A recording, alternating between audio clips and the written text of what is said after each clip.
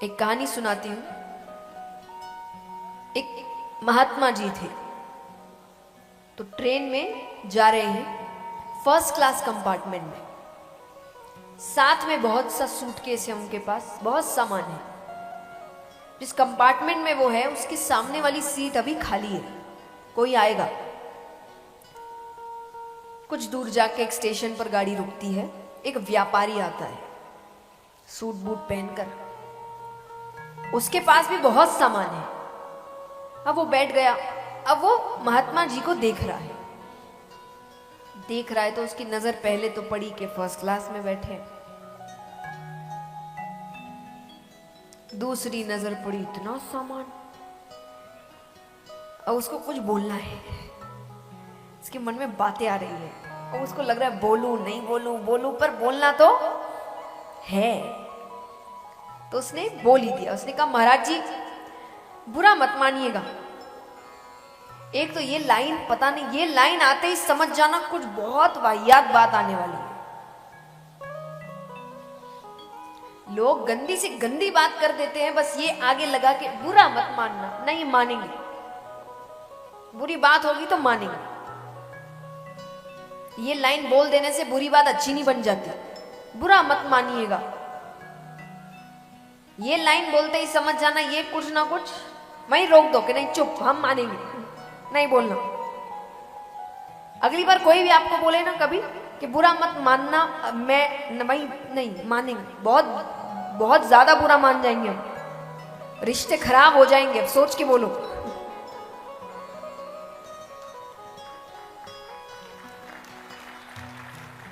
ये भी सेवा का ही काम है ना। सामने वाले को आप गलत बोलने से बचा रहे हो तो पहले आप उसको डरा दो कि नहीं, जिंदगी भर का रिश्ता खराब हो जाएगा, देख लो। अब तुमको लगता है बोलना चाहिए तो बोलना, कुछ भी बोल रहे हैं, कुछ भी।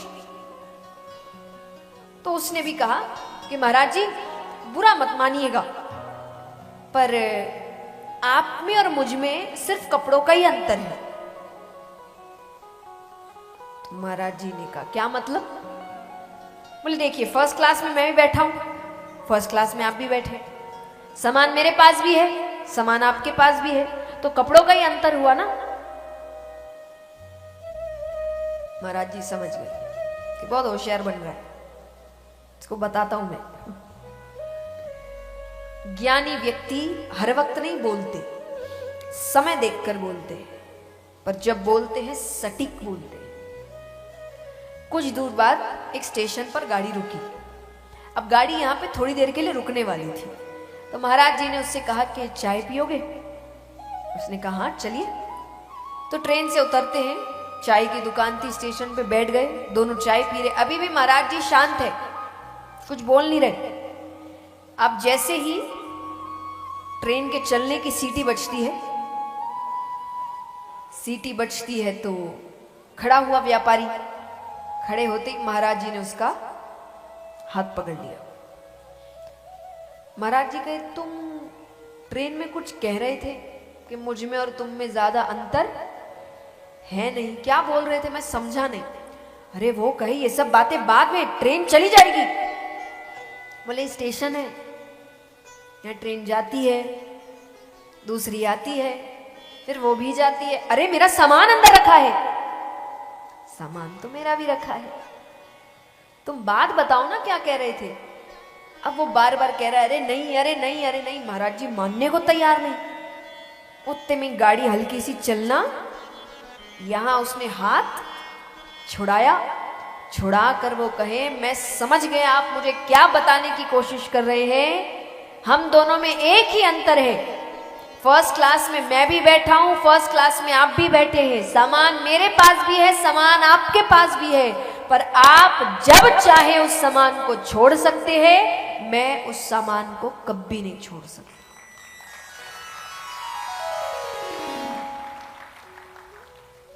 चीजें ग्रहण करने में तकलीफ नहीं है, बिल्कुल नहीं है। जी भर के ग्रहण करो, चीजें आपको ग्रहण नहीं करनी चाहिए। हद यहीं तक होनी चाहिए कि आप चीजों को खरीदिए, मालिक आप हैं, आप मालिक ही रहने चाहिए। तो आप इंद्रियों का मालिक होना क्या है? आप चीज खरीदिए, चीज आपको ना खरीदे। आज हम इतनी चीजें खरीद रहे हैं, देखा जाए तो बचपन से लेके बड़े होने तक हमें हमेशा खिलौनों का शौक रहा। बस खिलौनों का दाम बढ़ता गया, हाँ कि ना? गाड़ी खरीदते, कौन सा बच्चा बचपन में गाड़ी नहीं खरीदता? पहले 200 रुपए की गाड़ी होती है, फिर 1000 की बनती है, फिर 5000 की बनती है, फिर लाखों में चली जाती है तो गाड़ी। इसका शौक बचपन से है। तो खिलौनों का शौक हमें बचपन से है, पर हमें ये समझना है कि क्या हमारे मनोरंजन के लिए है, हमारी सुविधा के लिए है, पर हमारी खुशी के लिए नहीं है। धन आपको खुश नहीं करता, सुविधाएं देता है। अच्छी बात है, सुविधा लेनी चाहिए। किसी ने बहुत सुंदर बात कही कि लोग कहते हैं कि पैसों से तुम खुशियां नहीं खरीद सकते। तो एक व्यक्ति ने जवाब किया, बिल्कुल सही, नहीं खरीद सकता, लेकिन अगर जीवन में रोना ही है तो कम से कम महंगी गाड़ी में बैठ के रो। कि रोना तो है ही। तो सुविधाएं खरीदिए, पर अगर आप उन सुविधाओं को खुशी का पात्र बना लेंगे कि इससे ही मेरी खुशी है। कितने दिन की खुशी? कितने दिन की? हम फोन खरीदते हैं, जब आप नया फोन खरीदते हो 1-2 हफ्ता तो आप फोन का ऐसा ध्यान रखते हैं कि हम गिर जाएं, फोन नहीं गिरना चाहिए, हाँ कि ना? वही 2-3 महीने बाद फोन की क्या हालत है? पड़ा होता है, स्क्रैचेस लगी होती है, 10 बार गिर चुका होता है। अब कहां गया चाव? खत्म। अगर खुशी का पात्र हुआ तो उसमें तो खरोच लगते ही हमारी हालत खराब हो जाएगी। तो वो खुशी है क्या? आप बना रहे हैं, वो सुविधा है। जितना अच्छा फोन उतनी ज्यादा सुविधाएं, ये सोच के लिए सुविधा है। आप कई बार आप देखें, जब महंगे कपड़े खरीदते, कपड़े अच्छे होते हैं, सुविधा है, खुशी नहीं है। खुश तो मैं कैसे भी हूं, खुश हम हर रूप में रह सकते हैं। जिस दिन आपने ये सोच लिया, फिर चीजें आपको दुखी नहीं कर पाएगी। वरना इससे ज्यादा गलत बात और क्या हो सकती है कि जिसमें जान नहीं है वो आपको चला रही है। कितनी गलत बात है। भगवान ऊपर बैठे बैठे कितने दुखी हो रहे होंगे, कहां इसको मालिक बना के भेजा था मैंने, सेवक के अलावा कुछ नहीं रह गया। और इंद्रियों का सेवक तो मालिक बनना है। मालिक का मतलब क्या? मालिक सब करता है, अपने मन से करता है, हाँ कि ना? मालिक क्या होता है? ऐसा नहीं मालिक काम नहीं करता। अब आज की कोई बड़ी कंपनी है, मालिक काम नहीं करता? करता है ना, मेहनत नहीं करता, अपनी मर्जी से करता है, जैसे उसकी मर्जी है।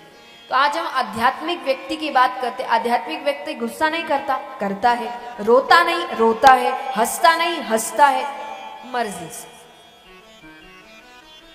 लोग आके आपको रुला के चले जाए, ये नहीं होना चाहिए। फिर तो आपने उनको ताकत दे दी।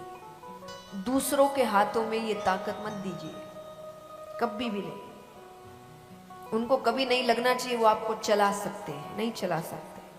आपका जीवन है, आप चलाएंगे। आप अपनी मर्जी से खुश होंगे, अपनी मर्जी से दुखी होंगे, अपनी मर्जी से रोएंगे। किसी और के चलाने से हम चलने वाले। गुस्सा भी होगा, अपनी मर्जी से होगा।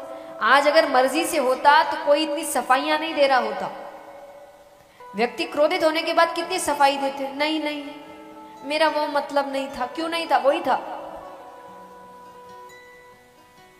लेकिन हम वो कब बोलते हैं? जब हमने मन से क्रोध, किसी ने हमको क्रोध दिला दिया तो अब शब्द निकल जाते हैं। कई बार लोग कहते हैं कि ऐसे तो मैं अच्छा ही हूं, बस गुस्से में अंदर का राक्षस बाहर आ जाता है। मतलब अंदर राक्षस है। इसके अंदर होगा नहीं, बाहर क्यों आएगा? मतलब है। तो हम दूसरों के अनुसार चल रहे हैं, रिमोट कंट्रोल उनको दे के रखा है, चलाओ। हम उनके लिए टीवी बन गए हैं, वो मन पसंद चैनल लगाते रहते हैं। उसको आपको सुखी करना है, वो थोड़ी बहुत तारीफ कर देता है, आप बड़े, आपको क्या है? इतनी महिलाएं हैं यहाँ पे, महिलाओं को तारीफ बहुत अच्छी लगती है ना? लेकिन क्यों उम्मीद रख रहे हैं हम किसी और से? आज आप सज के आए इतना, कल आप और सजेंगे। भगवान आ रहे हैं, आने से पहले अपने आप को कांच में देखते हैं कि नहीं? बताओ, हाँ कि ना? अच्छे लग रहे होते तभी आप बाहर निकलते हो। फिर आपको ये क्यों है कि वो बोले?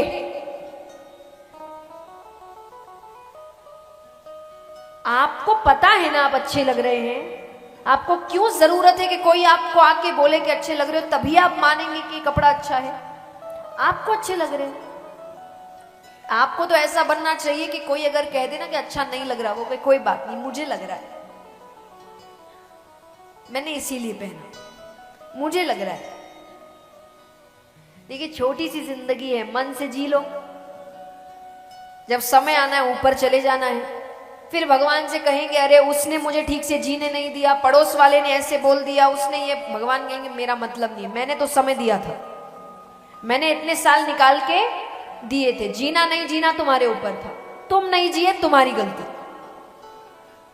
तुमको ये था चाचा जी क्या कह रहे, मामा जी क्या कह रहे, पड़ोस वाली क्या कह रही है, तुमने इसी में अपना जीवन निकाल दिया। हमारी दिक्कत है, सबसे बड़ा रोग, क्या कहेंगे छोड़ दो। लोग दिन भर कहते हैं, अच्छा करो तो भी कहेंगे, बुरा करो तो भी कहेंगे। इससे अच्छा अपनी मन की कर लो, कहना तो है ही।